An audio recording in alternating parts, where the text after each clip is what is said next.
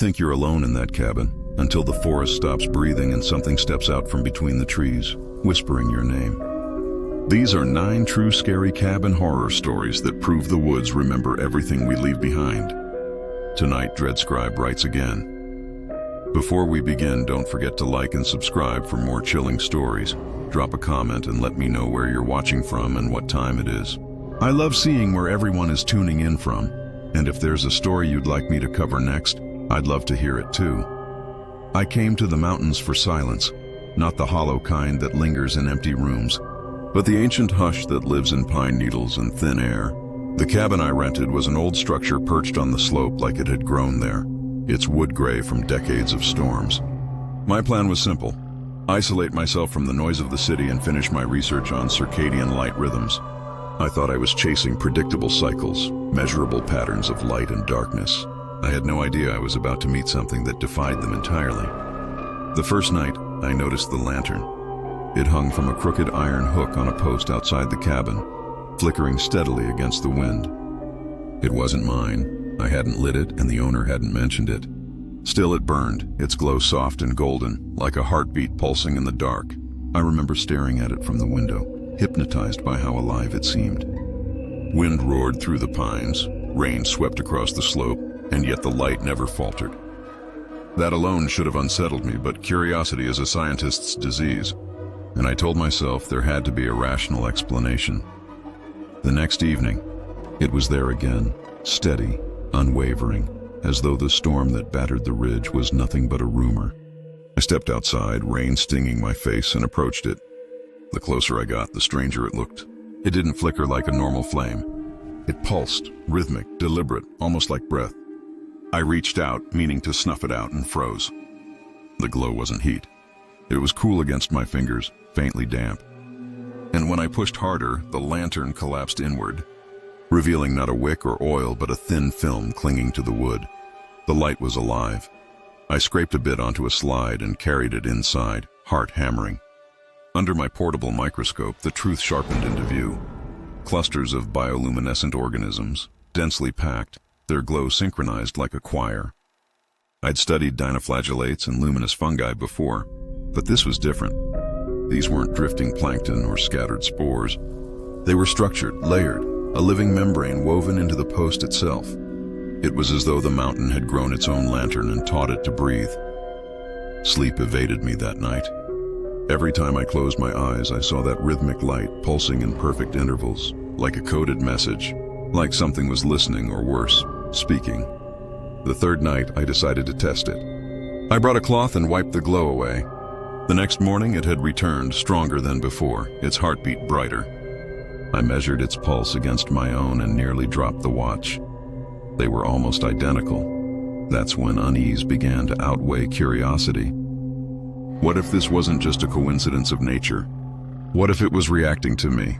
As the days passed, I noticed subtle shifts. The glow seemed to follow where I stood, intensifying when I watched too long. I started to dream of light crawling beneath the floorboards, of roots that pulsed like veins beneath my feet. And one night, as I stepped out to confront it again, I heard something, faint but deliberate, rising from the soil below. It wasn't the wind.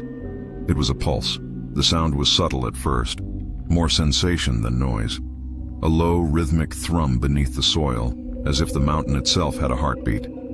I knelt by the post and pressed my ear to the damp earth. There it was again, steady and deliberate, sinking with the glow above it. My rational mind scrambled for explanations. Seismic resonance, underground water flow, maybe even the burrowing of some creature. But none of those would explain the light, nor the way it now seemed to quicken when I touched the ground, as though it recognized me. I spent the next day digging. At first, just a few inches, then deeper as the earth softened into a dark, loamy soil that smelled older than time. About a foot down, I struck something soft and fibrous. Not root, not fungus, something in between. It pulsed faintly under my fingers like touching the throat of a sleeping animal. I traced it further, uncovering a web of these tendrils weaving outward beneath the cabin, vanishing into the dark. The lantern on the post brightened as I dug, its glow no longer golden but tinged with green, like deep ocean light. The scientist in me was exhilarated. I took samples, measured wavelengths, even attempted to culture the material in sterile containers. But each fragment I removed dimmed and died within hours, as if it needed the earth, or something deeper within it, to live. That failure gnawed at me. Whatever this was, it was not just biology. It was part of a larger system, one I couldn't isolate without killing. And that suggested intelligence, or at least intention. On the sixth night, I woke to find the glow had spread.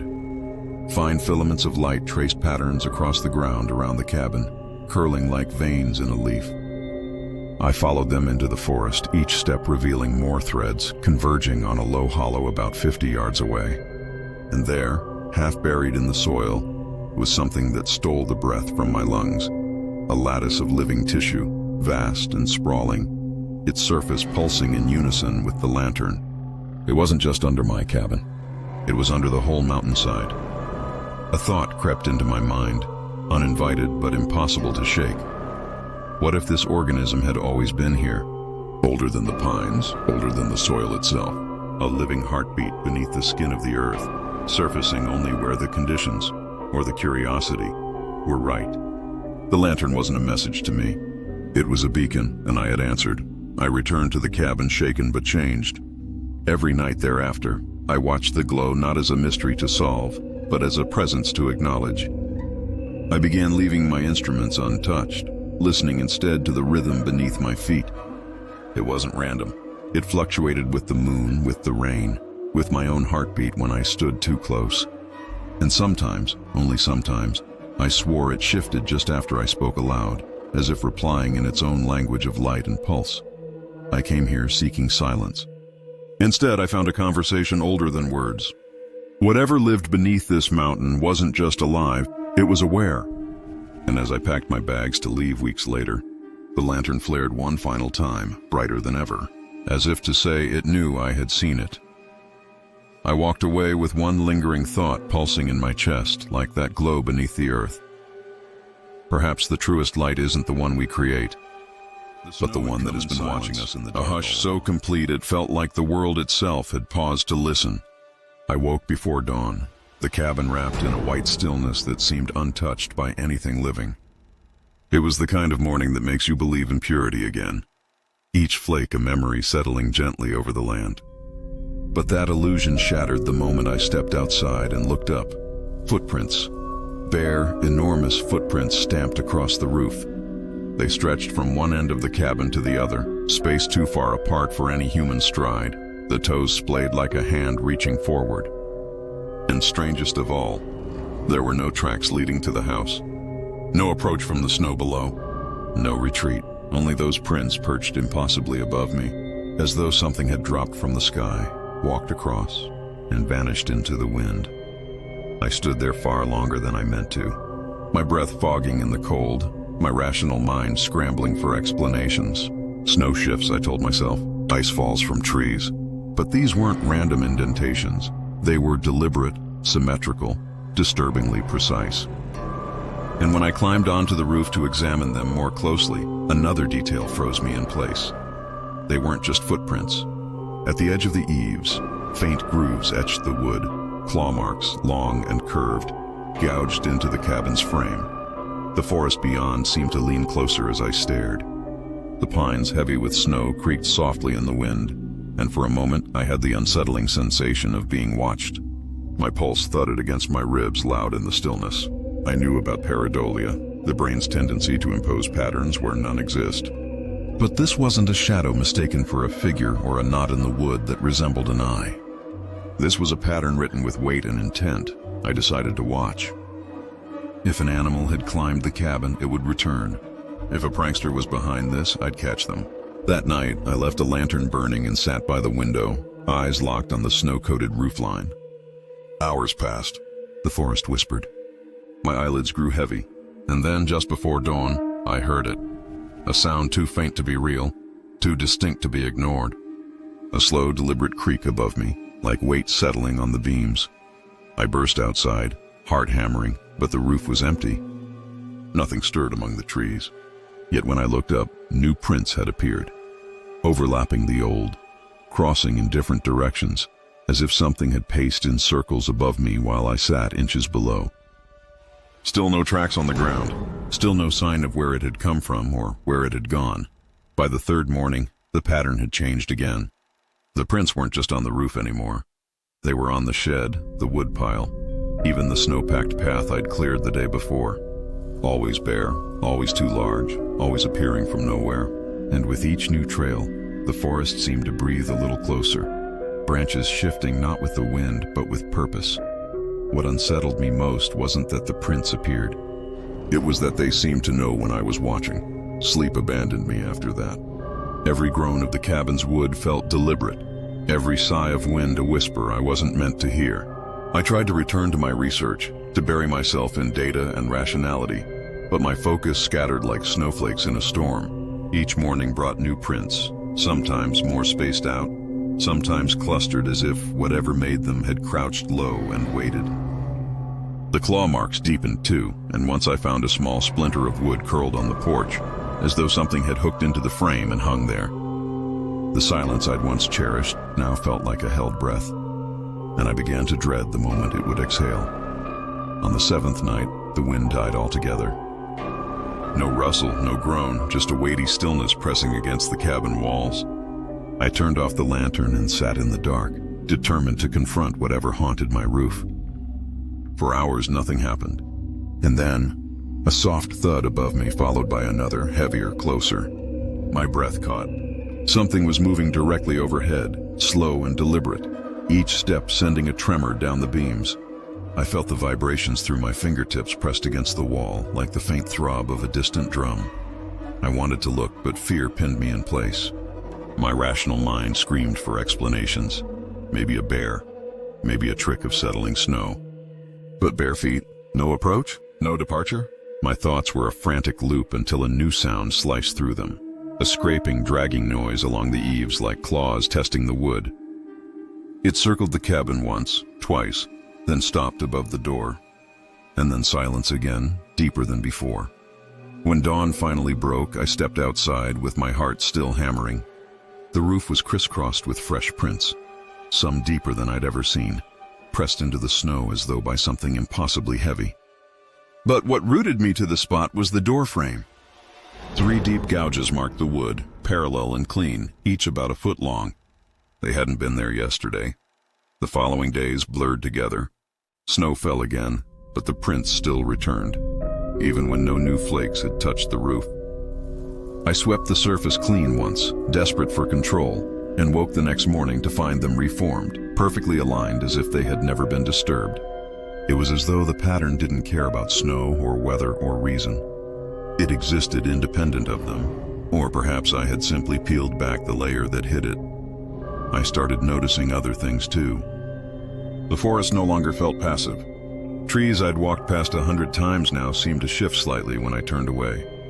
The shadows between trunks held shape a little too long. And one night, staring out into that sea of black and white, I realized the pattern of prints across my roof mirrored the constellation above the ridge, not randomly, but precisely. It hit me then. Maybe I wasn't discovering anything.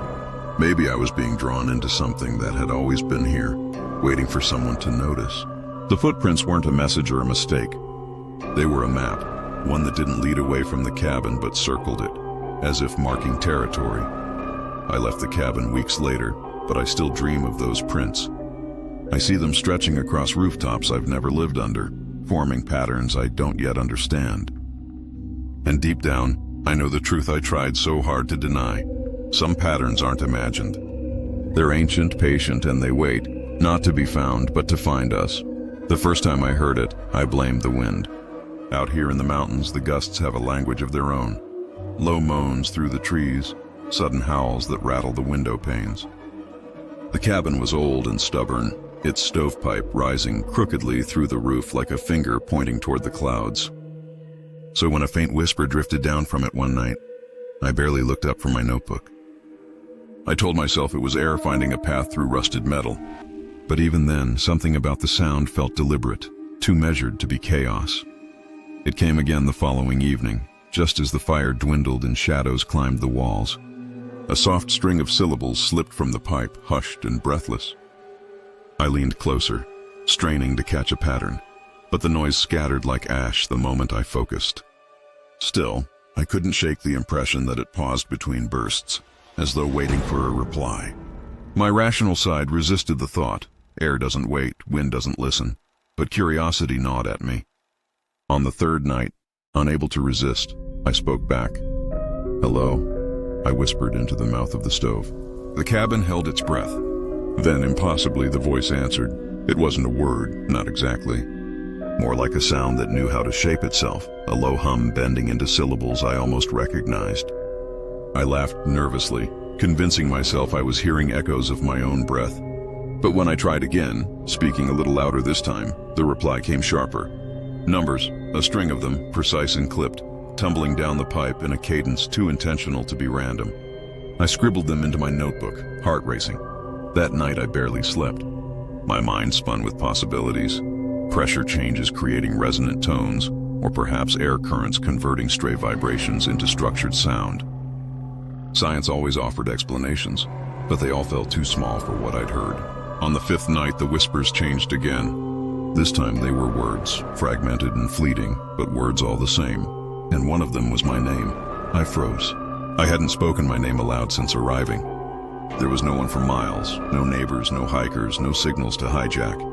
Yet from that cold iron throat, my name drifted out like a memory spoken back to me. I felt the first stirrings of something I hadn't expected. Fear, thin and metallic, curling in my stomach. I decided to record it.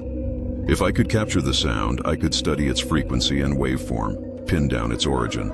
I rigged a small digital recorder near the stovepipe and waited. The cabin was silent for hours, but just before dawn, the whisper returned, longer this time, threading phrases and numbers into a pattern I couldn't yet decipher. When I played the recording back, my hands trembled. The voice was there, unmistakable. But what made the blood drain from my face wasn't what it said.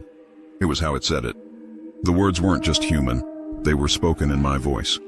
A voice I knew I hadn't used. A voice that seemed to remember me before I had ever arrived. And in that moment, the cabin didn't feel over and over until dawn, searching for distortion, interference, anything that might explain it away. But there was no static, no background hiss, nothing to suggest the file had been corrupted. The voice was crisp and clear, my cadence, my tone, even the subtle hitch I get when I'm thinking too hard. And yet I had never spoken those words. 17-3, underneath.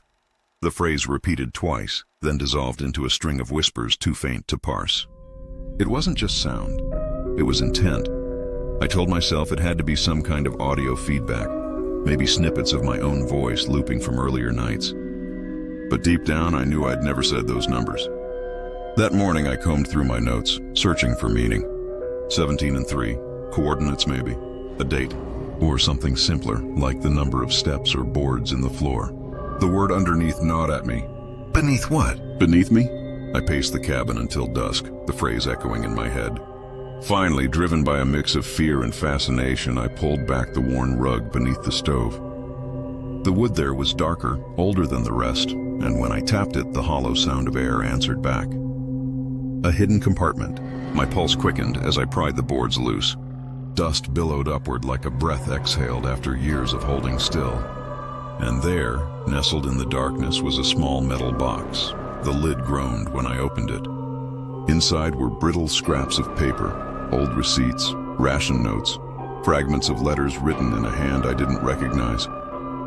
And beneath those, a single reel of magnetic tape labeled only with a date, 1973. I stared at it, the hairs on my arms lifting. The cabin hadn't just been standing here for decades. It had been listening. I borrowed an old tape player from a shop down in the valley and threaded the reel through its spools. As the tape spun, a hiss filled the room, then a voice, my voice, emerged from the static. Not present me, not even close. This voice was older, weary, threaded with resignation. It recited the same numbers, the same word, 17, 3, underneath, and then something else, softer, almost swallowed by the tape's decay. I buried it here, so I wouldn't remember. I sat frozen, every assumption I'd brought to this cabin unraveling. How could my voice exist here decades before I arrived?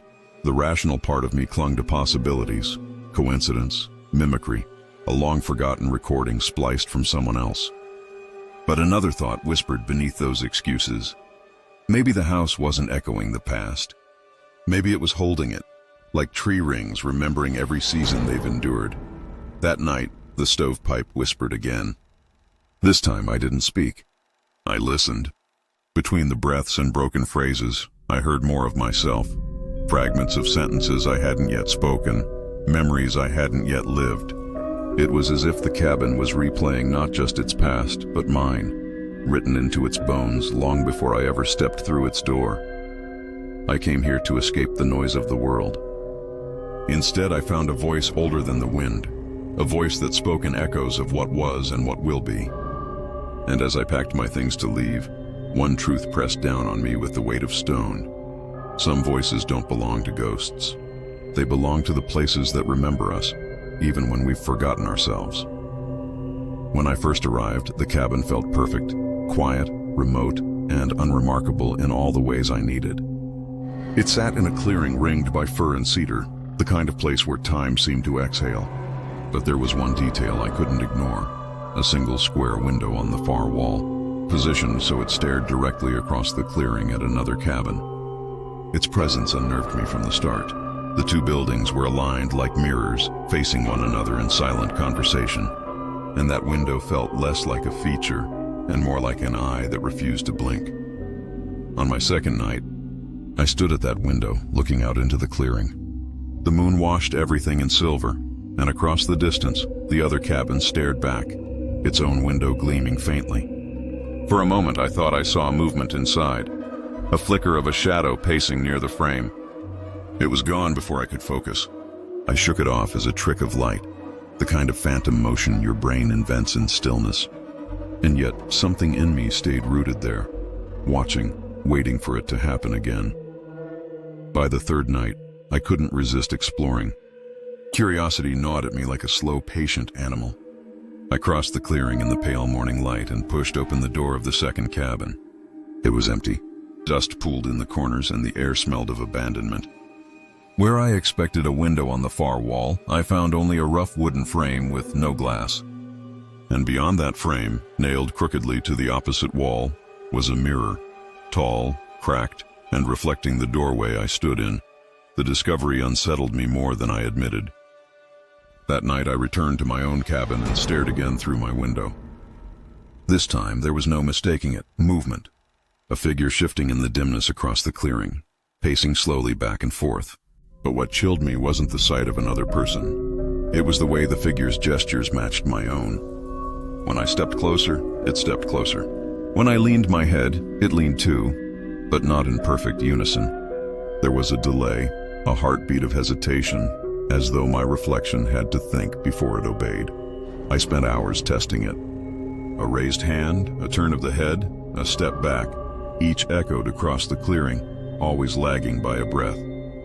It was like watching myself from a few seconds into the future, as if that figure knew what I would do before I did. The scientist in me sought explanations, light angles, depth illusions, some quirk of how my cabin and that mirror interacted. But the longer I watched, the harder it was to deny what I felt deep in my chest. This wasn't a reflection. It was a performance, and then, on the fifth night, it changed. I lifted my hand, but the figure didn't follow. It stood still, head tilted as if studying me with intent. The seconds stretched. A flicker of movement rippled through its shape. Not a gesture I'd made, but something new, something entirely its own. And as I stared, frozen in place, I realized it wasn't mimicking anymore. It was waiting. I couldn't shake the feeling that I was being studied. The clearing that once felt open and calm now seemed like a stage, and I was no longer certain who was watching whom. Every night I returned to the window, telling myself I'd stop, that I wouldn't give the figure the satisfaction. But the truth was I needed to understand it. Each time I looked, the delay between us grew longer. 2 seconds, 3, then 5, until it was no longer a mirror but a separate entity entirely, wearing my movements like a borrowed coat. One evening, as dusk settled over the tree line, I tried something different. Instead of moving, I remained perfectly still. The figure shifted, restless, pacing the perimeter of the frame as though trapped in a cage I couldn't see. It touched the edge of the window, fingers splayed, and for the first time, I felt the faintest vibration beneath my own fingertips on the glass. The connection wasn't just visual. Whatever it was reaching. I began recording everything. Timestamps, gestures, the intervals between our movements. Patterns emerged. The delays weren't random. They followed a sequence, almost like a countdown. And woven through it all, subtle but undeniable, was anticipation, like it was waiting for the right moment to close the gap. I told myself it was impossible. A reflection can't want anything. But science has no language for the dread that coils in your gut when the impossible starts behaving with intention. On the 12th night, the figure vanished. The mirror across the clearing reflected only darkness, the cabin hollow and still. I felt an odd mix of relief and disappointment as I turned away from the window. That's when I saw it. Movement, not across the clearing, but behind me. My heart stuttered. There, in the faint lamplight, a shape passed slowly through my cabin, its outline distorted, its gait achingly familiar. It was me, or close enough to make my skin crawl. And it wasn't walking like a reflection. It was pacing, circling the room like a predator, testing the perimeter of its cage. I spun around. The window showed nothing but empty clearing. Yet when I turned back, the pacing continued, visible in the reflection of the glass itself. Always a few steps behind me, yet closing the distance. I backed away, breath shallow, as an impossible thought rooted itself in my mind. Maybe I hadn't been watching my future through that window. Maybe I'd been inviting it in. The final night I spent there is a blur.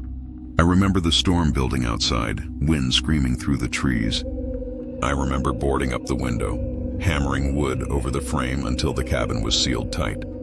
But even then I felt it. The lagging echo of my movements, the ghost of footsteps trailing just behind my own.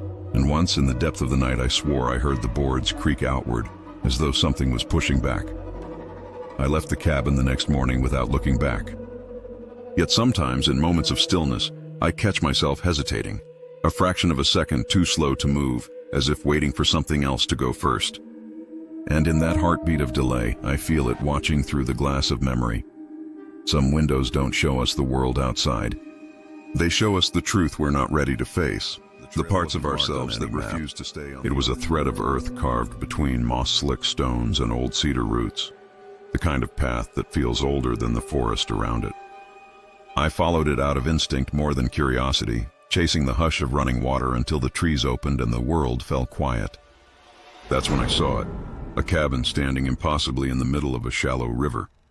Its foundation rested on smooth stones polished to a shine by centuries of current, the water splitting around it in two mirrored streams before rejoining downstream.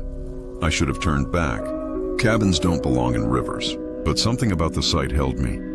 The way it seemed both ancient and impossibly deliberate, like a relic placed exactly where the world wanted it. The air changed as I approached, growing heavier, humid, and metallic, like the charged silence before a storm. Even the river sounded strange here, not rushing but whispering. Its voice fractured into murmurs that almost formed words. I waded through the shallow water, boots sinking into cool silt, and stepped onto the cabin's porch. The wood was dark and slick beneath my hands, swollen by moisture but stubbornly intact. Inside, the air felt wrong, denser as though it had weight.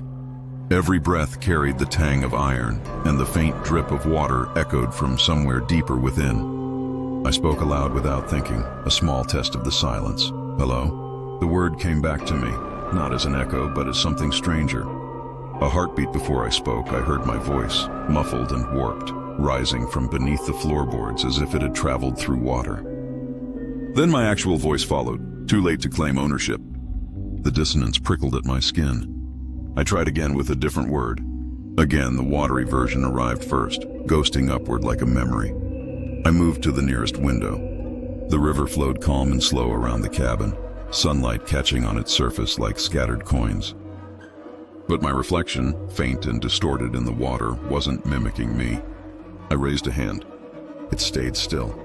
I tilted my head. It stared straight back, and then, with a deliberate patience that made my heart stumble, it smiled. I stepped back, breath shallow, every instinct in me screaming that something was off. Water distorts reflections all the time, I told myself. Currents bend light. But deep down, I knew what I'd seen wasn't refraction. It was recognition.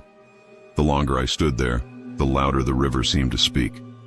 Its whispers swelled into fragments of stories, of travelers who followed its course and were never seen again, of names carved into stones now buried beneath its bed.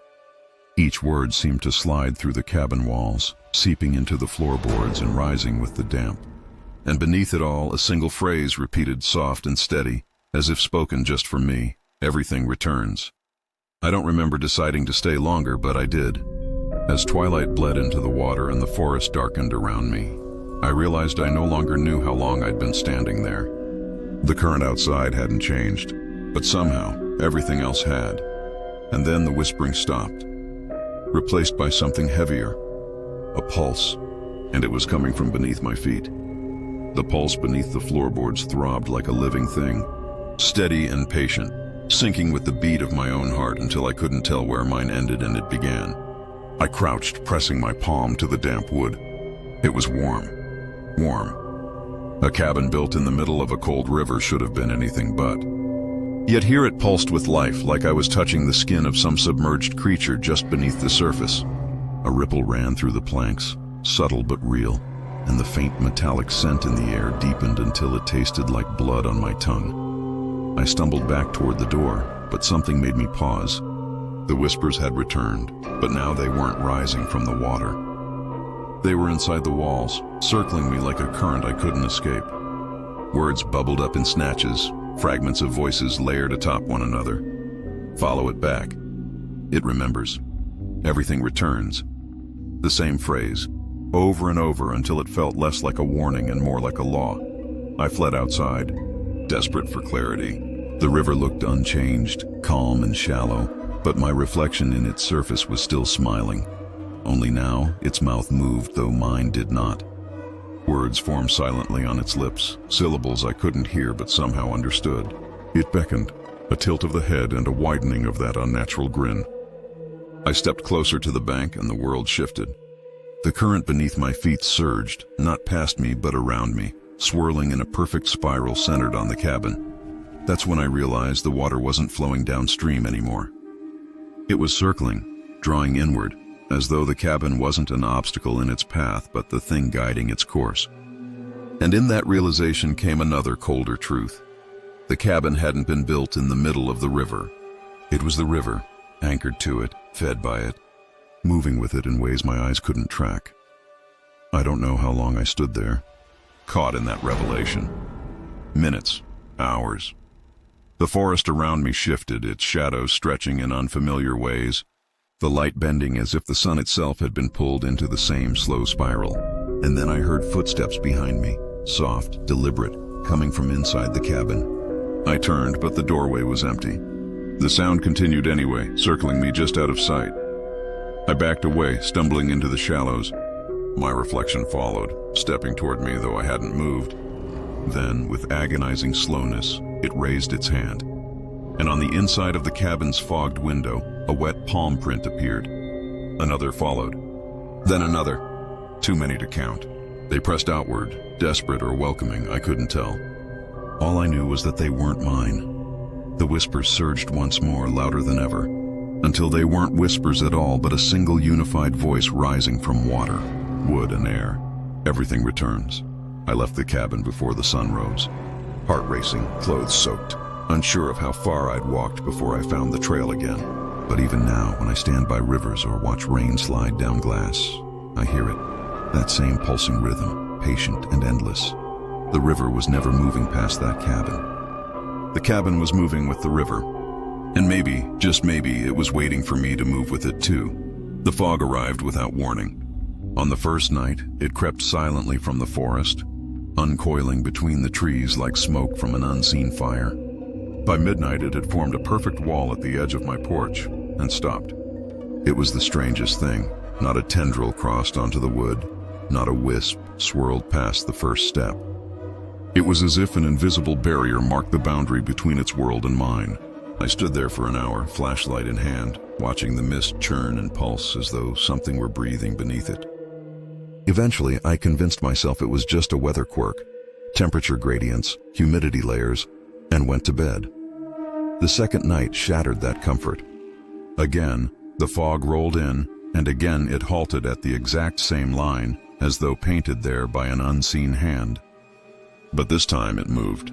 Not the slow, chaotic dance of mist, but subtle shifts. Pockets forming, dispersing, reforming, like shapes trying to take form just beyond the reach of light. Once I could have sworn I saw a silhouette, too tall and too still to be a trick of the eye. Yet every time I blinked, it was gone.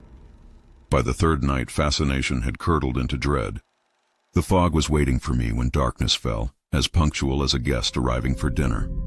I stepped onto the porch and felt the air thicken, colder than it should have been for early autumn. Then it happened. The mist stirred, parted, and from its depths, something stepped forward. It was human-shaped, but not human. Its outline wavered like heat rising from asphalt, limbs too long and too deliberate in their stillness. It didn't cross the fog line. It simply stood there, inches from where the mist stopped, head tilted as if studying me. And then I heard it, a whisper, faint but unmistakable, curling through the silence. It spoke words I hadn't said aloud, fragments of thoughts I'd only just formed. "Why do you stay here?" it murmured. "What are you looking for?" Every instinct screamed at me to retreat, but curiosity anchored me to the spot. I stepped closer, stretching my hand toward the unseen divide, and the whisper fell silent. The figure didn't move. The fog churned around its shape, but none of it crossed. Whatever this was, it respected the boundary, or couldn't pass it. The scientist in me reasserted itself by morning. I ordered motion sensors and installed them along the porch, calibrating them to detect even the smallest disturbance.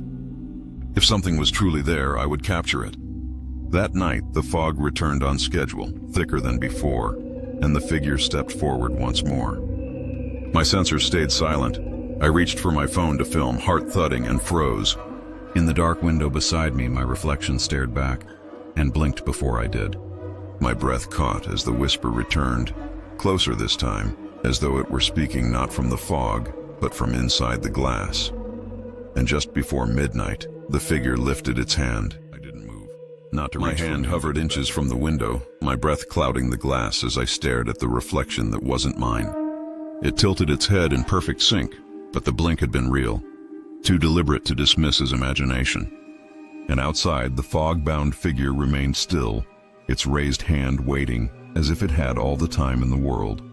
I stepped back, heart hammering, and the whisper followed me inside. It wasn't sound anymore. It was thought, threading itself between my own. Don't look away. The next night I left the lights off and watched from the shadows. The fog gathered as faithfully as ever, stopping at the same perfect line. At first nothing stirred. Then the figure coalesced again, more defined now. Shoulders, a head, the faint hint of fingers curling at its side. It didn't pace or wander. It simply stood facing me as if this moment, the stillness, the waiting, was the point of its existence. I tried to steady myself with reason. Fog density, thermal layers, human perception seeking patterns in chaos. But then the whisper shifted tone, threading itself through the stillness like silk through water. "I remember you." The words hit me harder than they should have. I'd never been here before. This cabin was a rental, a month-long escape from the noise of the city. Yet as the nights went on, that phrase repeated, and with it came a strange sensation. A memory I couldn't place, a familiarity I couldn't explain. The fog seemed to hum with recognition, pulsing in rhythm with my heartbeat.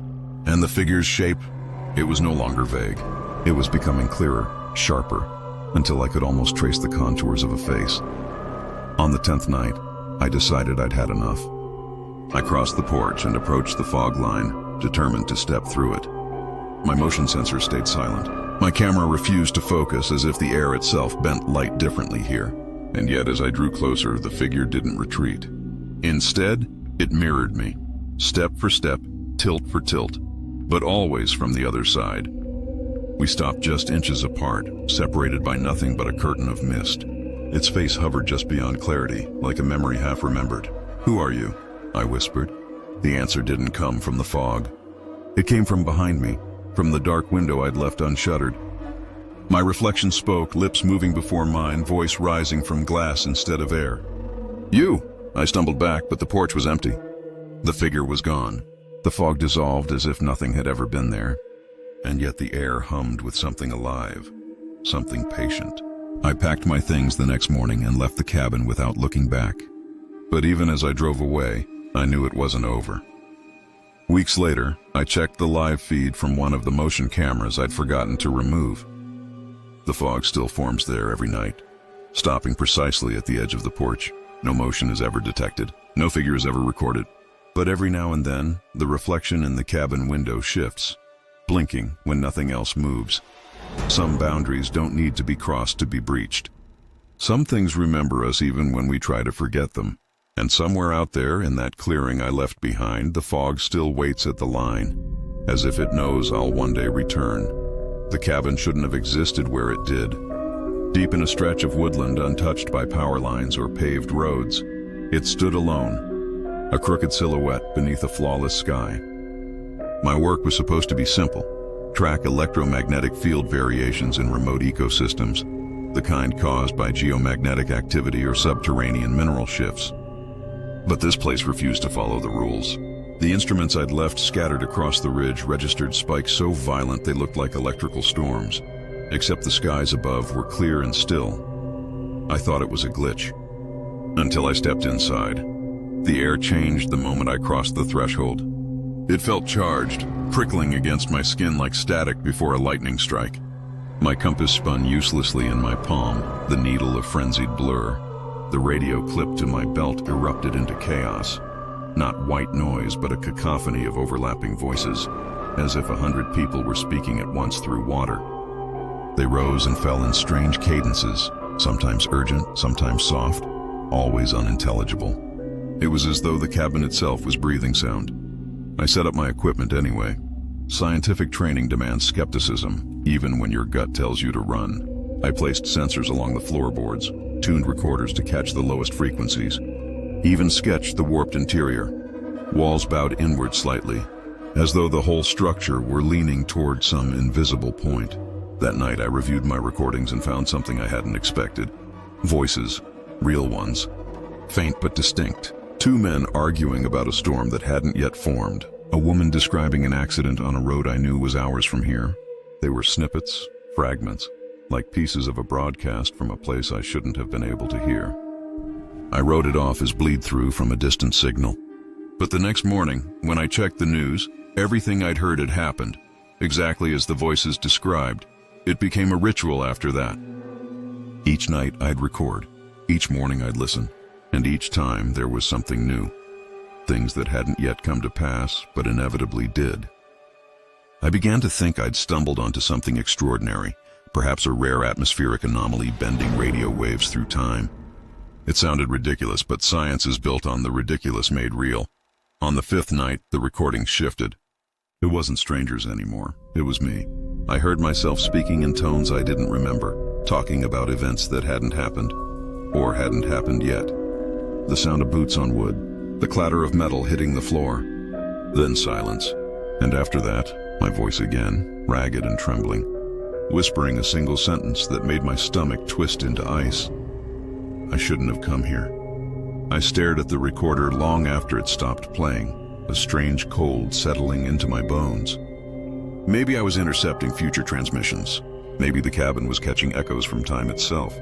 But another possibility, darker and far less scientific, crept into my mind as the static hummed faintly through the walls. What if it wasn't predicting anything? What if it was rehearsing? The word rehearsing lodged in my thoughts like a splinter.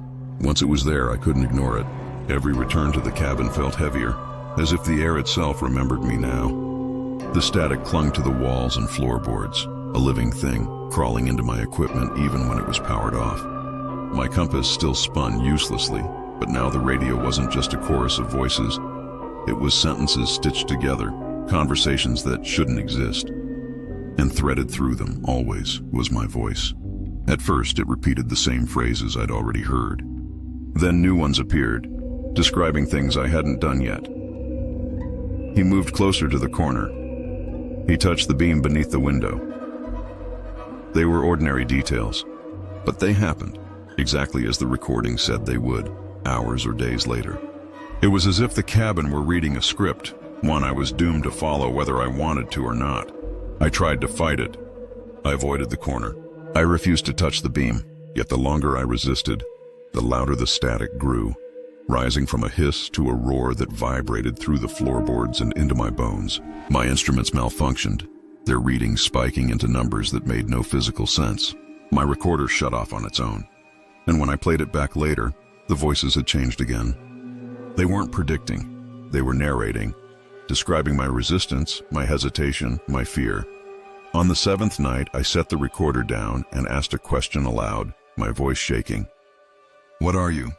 I didn't expect an answer, but in the early hours of morning when I pressed play, a reply waited for me. Not a voice, but my own breathless whisper. "I am what comes next."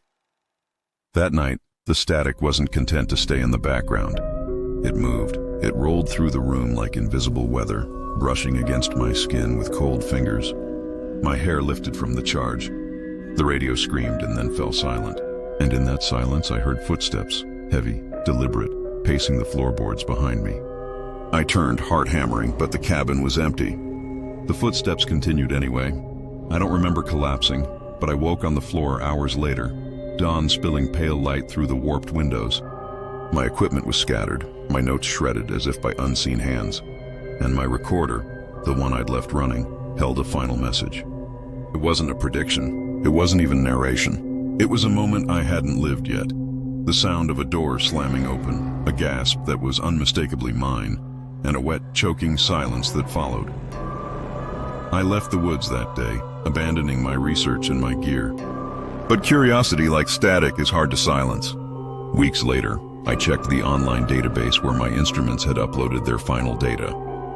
New readings continued to appear, spikes and pulses far beyond anything I'd seen, as if the cabin were still recording something long after I was gone. And deep in the audio files, among the fractured voices and overlapping echoes, I heard it again. My voice. Only this time it wasn't describing a future I recognized. It was speaking from a place I had not yet been. The static wasn't interference. It was rehearsal, and the performance would never go back to that mountain. I left it behind years ago, driving away with the windows down and the cold air biting my face like a reminder that I was still alive. The cabin had been nothing more than a failed chapter of my life, a place I went to forget and ended up remembering everything I wanted to bury.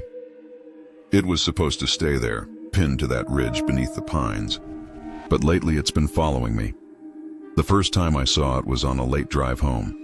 The road curved through a stretch of woods I'd traveled 100 times before, unremarkable in every way.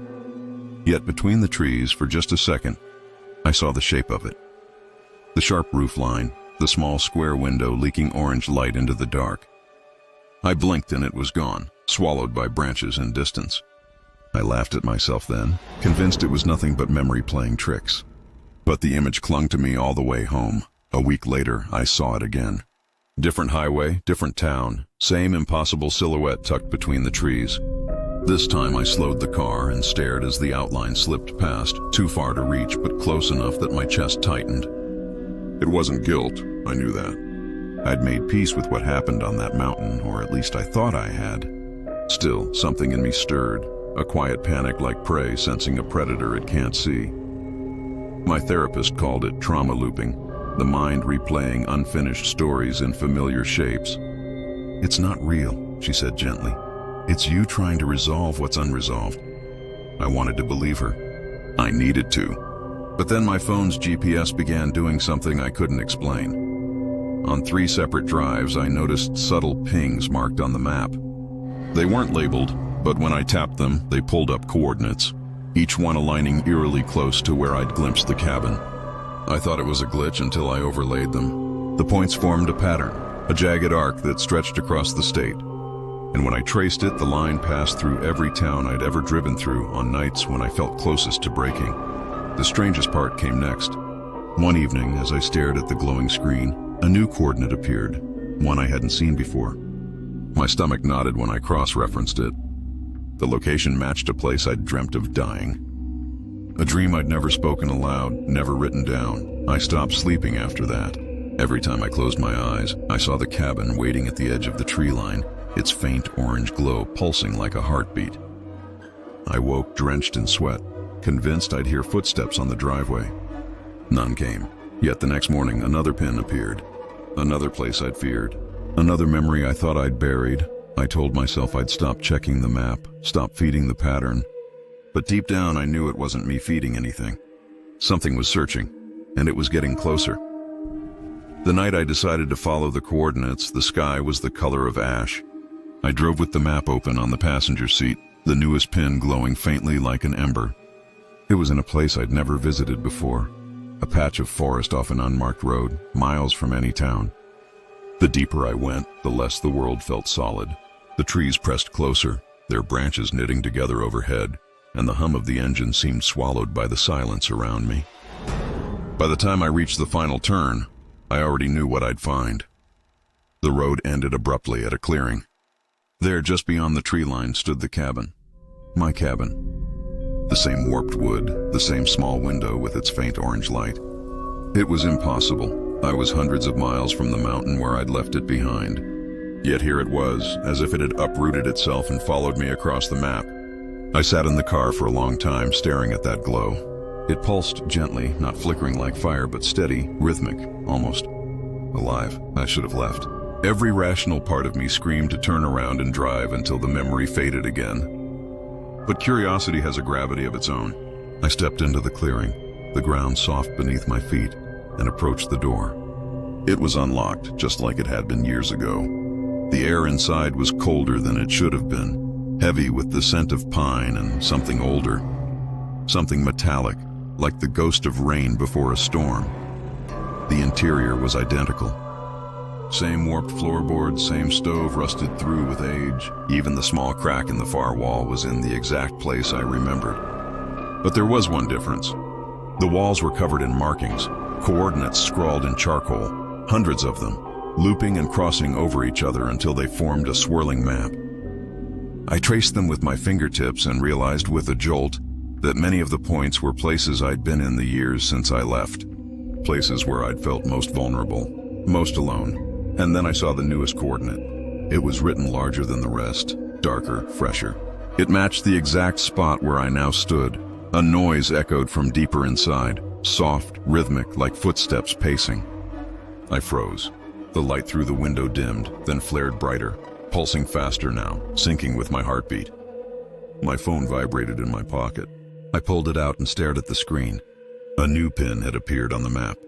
Its label was different this time. It wasn't a set of coordinates. It was a name, my name. I left the cabin before dawn, stumbling through the clearing as the light faded behind me. I didn't look back.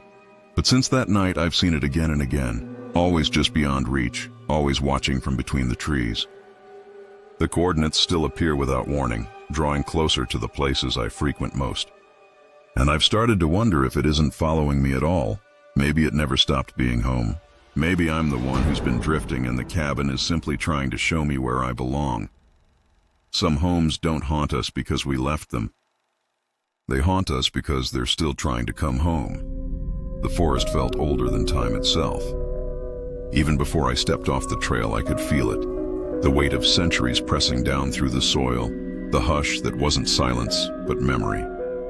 My assignment was simple on paper: tag and sample ancient pines along a stretch of the Appalachian Trail for a climate-resilient study. I'd done this kind of work dozens of times, but nothing about this grove was like the others.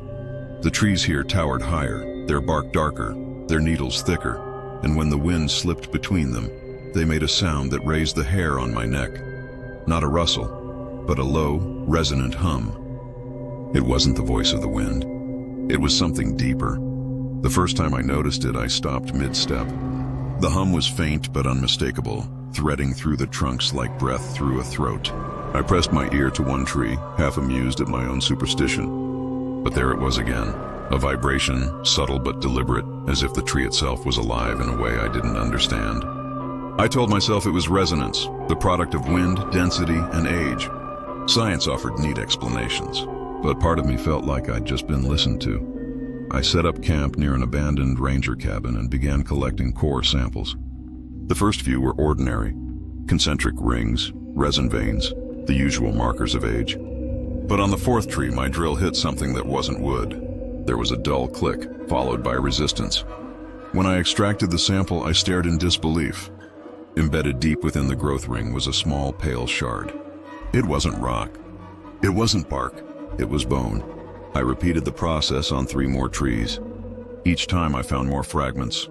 Splinters of ribs, shards of teeth. Even a piece I could have sworn was part of a vertebra. All of it fossilized, absorbed, encased in wood that had grown around it over decades, maybe centuries. The forest hadn't just grown here. It had consumed something. Or someone. That night I couldn't sleep. The hum was louder in the dark, rising and falling with the wind like a chorus of low voices. And when I closed my eyes, I swore I could hear words hiding in that vibration. Syllables without shape, meaning without language. I stumbled out of my tent, half expecting an animal, but there was nothing. Just the pines, looming like sentinels, their trunks trembling slightly as if they were breathing. By morning, I was questioning everything. My GPS tracker, which had been dormant all week, blinked awake on its own. At first, I thought it was a glitch. Then I saw the signal. A single moving dot, not above ground, but deep below it. Slow, deliberate, circling my camp in a perfect ring. I stared at the screen, heart pounding, trying to rationalize it. Burrowing animal, sensor malfunction, but none of those explanations accounted for the pattern. The signal wasn't random. It was deliberate, controlled, almost aware. And with each slow rotation, the hum grew louder, vibrating through the ground, through the roots, through my bones. Something beneath the forest was moving, and the trees, the ancient humming pines, were responding long after the signal disappeared, my pulse thudding in rhythm with the slow circle that had just traced itself beneath me. It wasn't random. Nothing about it felt random. The forest had shifted overnight from ecosystem to organism, and I was no longer sure which part of it was watching me. Even the air felt different, charged with something older than weather, older than science. Every gust of wind carried that same deep hum, threading itself through the pines like a voice that refused to be ignored. I tried to shake it off by focusing on data. I collected more samples, mapped root networks, logged temperature fluctuations, but the anomalies piled up faster than I could explain them. Soil conductivity spiked without warning. Tree rings pulsed faintly under certain frequencies, and every sound I made seemed to echo seconds later from the trunks around me. The forest wasn't just growing, it was reacting. Like muscle flexing around bone, it pulsed with intention. On the 4th night, the whispering began. Not the hum I'd grown used to, but actual words. Faint, breathy, slipping through the cracks of the trees. At first they were too soft to catch, a language half-formed. But then one rose clear and sharp, sliding along the bark right beside my tent. Stay! The sound wasn't outside. It was inside the wood, inside the earth. The pines were speaking, and I had no idea to whom. Sleep was impossible after that. I spent the hours before dawn pacing the perimeter of my camp, flashlight beams slicing through the darkness. And that's when I saw it. A pattern etched into the soil around my site. A ring of shallow depressions, spaced evenly apart, as if something enormous had been circling me in the night. The soil was freshly turned, but there were no footprints, no tracks, nothing but the perfect arc of that circle. Panic pressed against the walls of my reason. I packed my gear before sunrise, ready to abandon the study entirely. But before I left, I took one final reading from the GPS unit. The signal was back. This time it wasn't circling, it was spiraling inward, toward me. I don't remember running, but I remember the feeling. Branches clawing at my clothes, roots clutching at my boots, the forest itself trying to slow me down. Even the hum grew louder, deeper, vibrating in my chest until my heartbeat stumbled into sync with it. And in that terrible harmony, something became clear. This wasn't just sound. It was communication. The pines weren't witnesses to something buried beneath them. They were part of it. They were growing around it, guarding it, speaking for it. I made it out of the forest as the first light broke through the canopy. My data remained sealed in hard drives I've never dared to open. Yet even now, miles from that ridge, the memory of that hum lingers. On windy nights, when the air turns heavy and the trees outside my window sway, my heartbeat falters and falls into step with something vast and patient. The forest remembers. It remembers everything it has consumed, everything it has buried, everything that has ever stepped beneath its canopy. And somewhere deep beneath those ancient roots, Something is still moving. Slow, deliberate circling. Waiting for me to return. It felt fitting, in a way, that my last trip would lead me back to where it all began. The forest hadn't changed, not really, but I had. I wasn't the same researcher who first came here, armed with instruments and certainty, chasing data like it could explain the strange heartbeat I'd always felt pulsing beneath these trees. Now I came seeking something else. Closure, maybe, or truth, or perhaps just proof that I hadn't imagined the things that had stalked me in the quiet spaces between branches. The cabin was barely recognizable. Time had folded it into the earth, collapsing the roof inward and swallowing its walls in moss and vine. Where I had once spent sleepless nights cataloging data and convincing myself the unknown could be measured, only fragments remained. A rusted hinge, a splintered beam jutting from the ground like a rib bone. I stood among the ruins and felt something stir beneath my feet, the faint hum I'd felt so many times before, the forest's low, patient breath. I set up my equipment anyway. Old habits die hard. Electromagnetic sensors, barometers, audio recorders tuned to frequencies most ears would never hear. But as I moved deeper into the grove, one by one, they began to fail. Batteries drained in seconds. Needles spun wildly. My instruments didn't just malfunction. They refused to work, as if the forest itself had learned how to silence them. The deeper I walked, the stranger the world became. Sound changed first. It didn't fade or distort. It simply stopped. My boots crunched leaves without a whisper. My breath no longer echoed inside my chest. Even the wind, once a constant companion here, vanished. It was as if the forest had inhaled and forgotten how to exhale. Then the air thickened. Each step felt heavier, as though I were wading through something unseen. My vision narrowed. The edges of the world lost focus, leaving only what was directly in front of me sharp and real. And that's when I noticed my shadow. At first, I thought I was imagining it. The canopy filtered the sun into a lattice of fractured light, and shadows shifted easily in that broken geometry. But as I watched, my shadow did something impossible. It moved ahead of me. A step, then another, and though I stood still, it kept walking, stretching forward through the trees like it had grown tired of waiting for me. Panic clawed at the edges of my logic, but I forced myself to follow. The forest floor seemed to bend beneath my feet, drawing me deeper into its heart, and the deeper I went, the more I felt it, not the presence of something foreign, but the slow, deliberate attention of something familiar. I stopped to steady myself, hand pressed to a tree trunk slick with moss. Beneath the bark, something shifted, a pulse, faint but undeniable, answering the rhythm of my own. The thought came unbidden, cold and clear as mountain water. This place wasn't watching me. It was learning me, and somewhere beyond the next line of trees, I could feel it waiting. Something that had always been here. Something that knew exactly how I walked. The forest grew stranger as daylight began to fade. Shapes I couldn't name shifted just beyond the periphery of my vision, and the silence deepened until it felt less like an absence of sound, and more like the world itself was listening. My instruments were useless now, but a deeper kind of observation had taken their place. A raw, instinctive awareness that every step I took was being mirrored. I began to notice the smallest details, the way branches arched in the same angle as my arms when I raised them, how sap trickled from the bark in slow, rhythmic pulses that matched the beat of my heart. It was no longer a question of whether the forest was alive. The question was how much of me it had already learned. I pressed onward until I reached a clearing I didn't remember existing. The ground was bare here, soft and damp, as if recently disturbed. And in the center stood something that turned my blood cold. A shape, half-formed and wrong, rising from the soil like it was being born rather than built.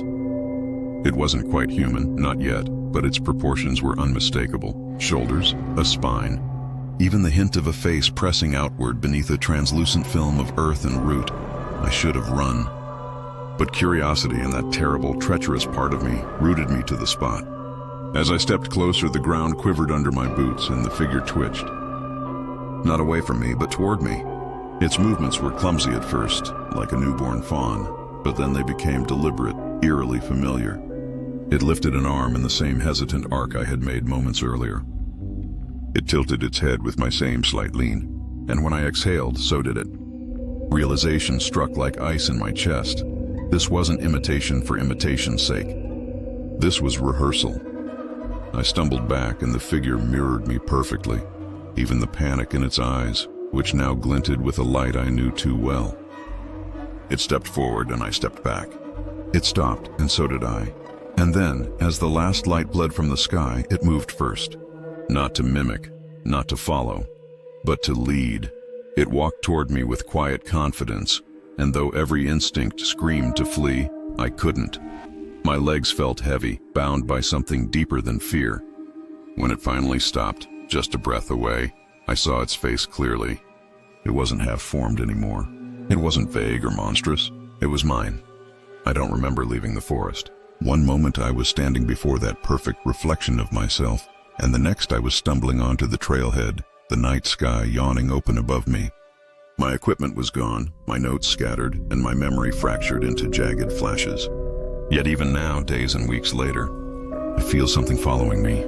Not footsteps, not shadows, but a presence that moves when I do and stops when I still.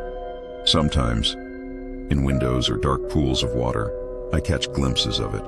A version of myself just slightly out of sync, always a heartbeat behind or ahead. And in those moments I wonder if I ever truly left that clearing, or if I brought part of it with me. Maybe the forest doesn't hide monsters. Maybe it hides mirrors. And maybe what I saw out there wasn't trying to replace me at all. Maybe it was showing me what I was always meant to become. Subscribe, if you dare.